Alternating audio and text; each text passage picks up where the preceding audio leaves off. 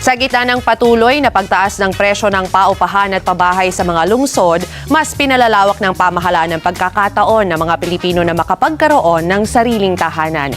Itinaas na ng Pag-ibig Fund sa 10 milyong piso ang maximum housing loan para mas maraming manggagawang Pilipino ang maka-access sa mas maayos at mas malapit na pabahay, lalo na sa mga highly urbanized areas. May report si Ashley Rehano. Magandang balita para sa mga Pilipinong nangangarap magkaroon ng sariling bahay.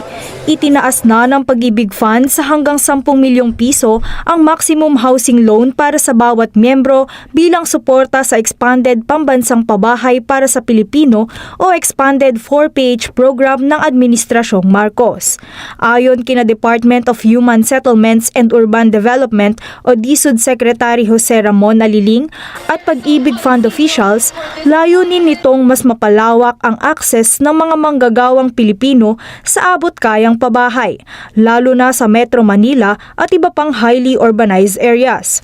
Sa ilalim ng bagong polisiya, mas maraming middle income at higher earning workers ang maaaring makakuha ng long-term housing loan para makabili ng bahay o kondominium malapit sa kanilang trabaho, paaralan at kabuhayan.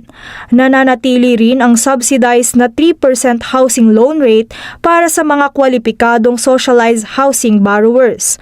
Sinabi naman ni Pag-ibig Fund CEO Marilyn Acosta na dahil sa matatag na financial position ng ahensya, kailangan nilang magbigay ng mas mataas na loanable amount habang pinananatiling mababa ang interest rates na maaari umanong magsimula sa 5.75% kada taon depende sa fixing period.